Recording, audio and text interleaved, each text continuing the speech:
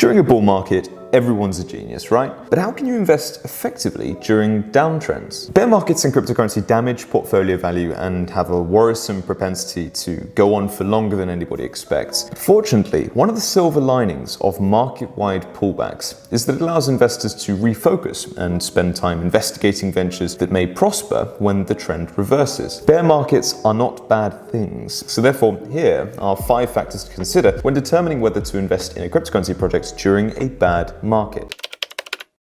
First of all, you need to understand whether there's a practical application. The cryptocurrency sector has no shortage of flashy promises and gimmicky protocols. But when it comes down to it, there are only a handful of projects that have actually delivered a product that has both demand and utility. So when deciding whether or not to keep a token, one of the most important questions to consider is, why does this project exist? If the protocol's answers don't truly tackle some pressing problem, there's a significant probability that it will not obtain the long-term acceptance it needs to exist.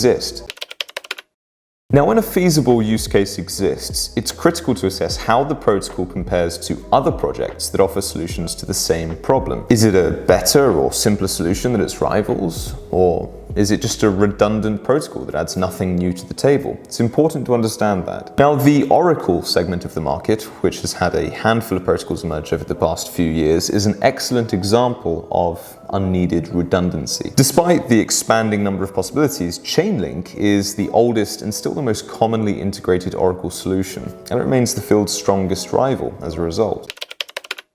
If you build it, they will come. This is a cliche used in the IT industry, but it doesn't necessarily transfer into real-world acceptance in the cryptocurrency field. Operating a blockchain protocol costs time and money. Thus, only protocols that generate income or have adequate capital will be able to withstand a bad market. Knowing whether a project is successful and where the money actually comes from might aid investors who want to acquire those DeFi tokens. If a project has little activity and revenue, it might be time to start examining if it's a cheap or bad investment, right?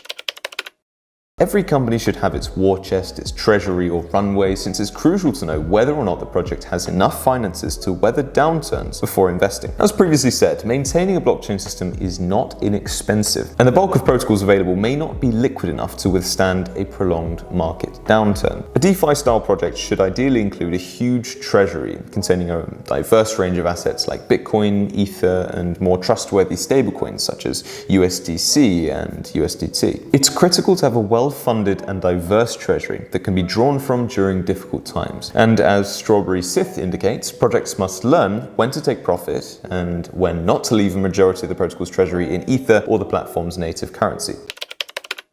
While previous performance is not always a sign of future success, a project's history and adherence to its roadmap and reaching critical deadlines may actually provide vital insight into whether it is prepared to face, say, adversity. There are actually sites available like CryptoMiso and GitHub, which actually let investors peep behind the curtain to check the frequency of development and also developer activity for a protocol, in addition to keeping track of roadmap milestones. If a team shows little to no work as roadmap deadlines approach, it may be time to evaluate the prospect of a gradual rug pull, and that it is time to go before more losses are realized.